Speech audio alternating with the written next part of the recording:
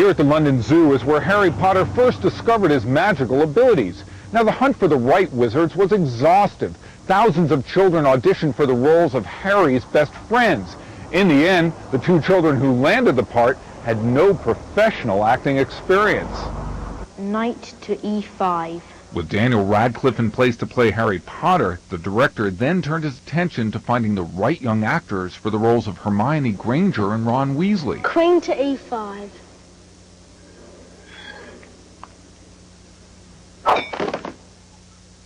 That's totally barbaric. That's wizard's chess. We narrowed it down to 4 or 5 kids, and then we narrowed it down to 2 or 3 kids. And then when we did the final round of screen tests, we put different groups together. And when we saw a grouping of Daniel and Emma and Rupert, there was just a certain chemistry. And it was pretty amazing to see it on screen. You said to yourself, those are the kids. I was just so desperate to be in this film because I love the books. 13-year-old Rupert Grint describes himself as the biggest Harry Potter fan ever. Like the character he plays, Rupert has red hair and comes from a large family. Rupert had no acting experience aside from school plays, yet he tried his best to capture the attention of the casting director. I made a video of myself.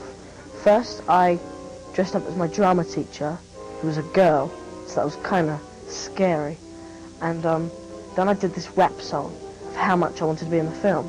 To be in such a high-profile film like this, and some will argue it's among the most high-profile films of all time, it's going to radically alter your life. Are you prepared for the changes that are in store for you? Well, all my friends have been really good. They've really sort of treated me normally, and so's my whole family. 11-year-old Emma Watson said she had always dreamed of becoming an actress. Emma auditioned 11 times before landing the role of Hermione Granger. How did you find out that you got the role, and how did you react? Basically, I was asked to go to David Heyman's office. That's the producer, just in case you don't know. With Rupert. Sat down, and bang, he said, "You've got the part." What was your reaction? What was my reaction? Shocked, or too much to take in, you know, it's kind of like pinch me. It's just amazing. Watching the film, it appears that you genuinely were having fun. What were the difficulties involved?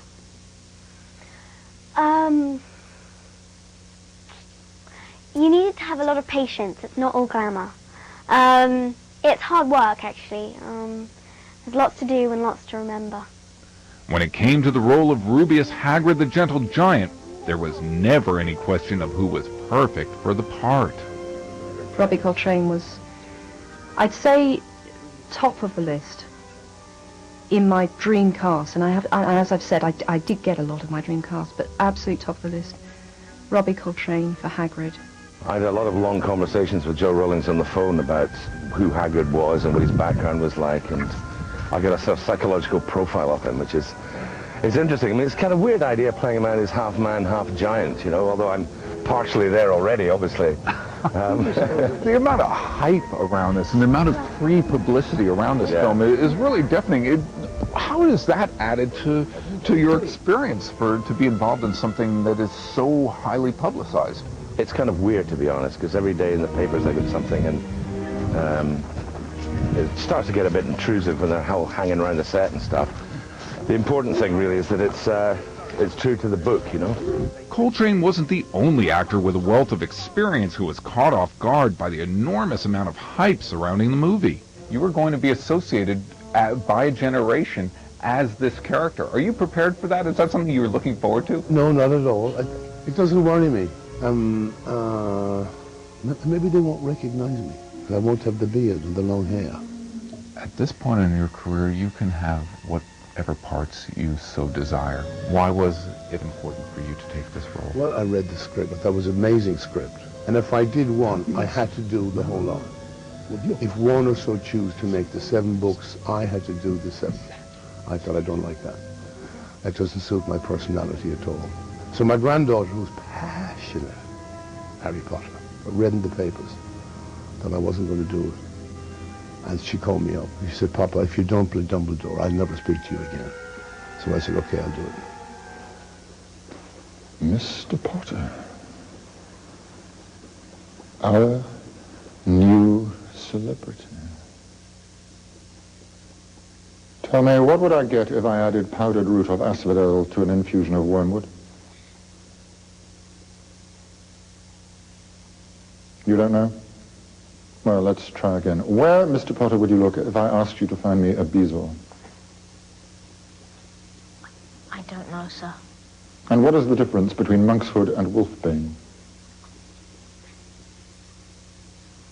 I don't know, sir. Pity. Clearly, fame isn't everything.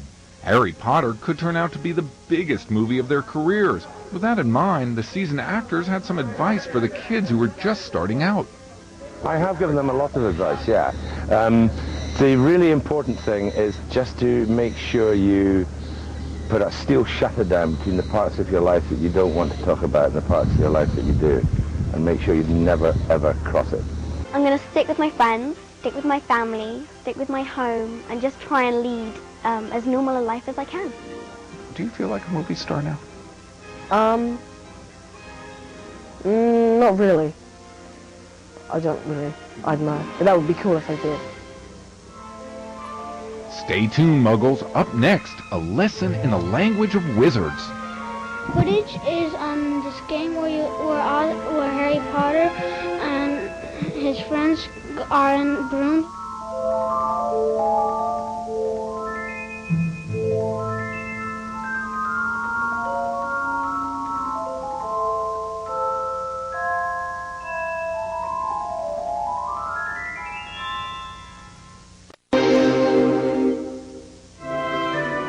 Welcome back to E's Wild About Harry special and to Platform 9 3/4 here at King's Cross Station in London. Now, if Muggles, Quidditch, and Hogwarts sound like a foreign language to you, then you obviously haven't read any of the Harry Potter books. Let's check in with a panel of experts for a quick lesson.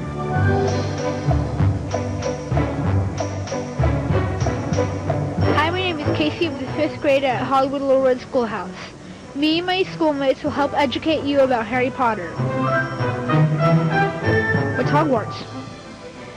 A school for wizards that Harry Potter goes to. They teach him how to do spells. At Hogwarts School, who knows what's going to happen? And they teach him how to conquer monsters of some sorts. Quidditch is this game where Harry Potter and his friends are in brooms and stuff. There's 4 balls. It's where like some people have to grab this gold ball with wings. And there are hoops that you try to score through them. I forgot the name, but they have to get. I don't know what they have to get, but they have to score goals. Golden Snitch is the prize ball. It's as big as a golf ball, I think. It has wings. What's Birdie Bot's every flavor beans? It's a type of beans that it's every flavor that you could possibly get. Like what? Like even booger flavor and throw-up flavor, but there's also good flavors like chocolate flavor. Hagrid is the groundskeeper of Hogwarts and one of Harry Potter's friends. Is Hermione, not Hermione, not Hermione. She has brown hair and she has a cat. Hermione. Her parents are not wizards. Hermione. A muggle is a non-magic person. Or someone who isn't a wizard or witch. Who is Lord Voldemort? A very powerful sorcerer who kills other wizards and stuff. Person who went to Slytherin, who's very evil. Voldemort is Harry's arch nemesis because he's the one who killed Harry's father and mother. Dumbledore's the headmaster of Hogwarts. And who's Fluffy? The 3-headed dog. What's Fluffy doing at Hogwarts? He's a guard. For what? For the Sorcerer's Stone. Hopefully now all the parents know a little bit more about Harry Potter. Back to you, Dave.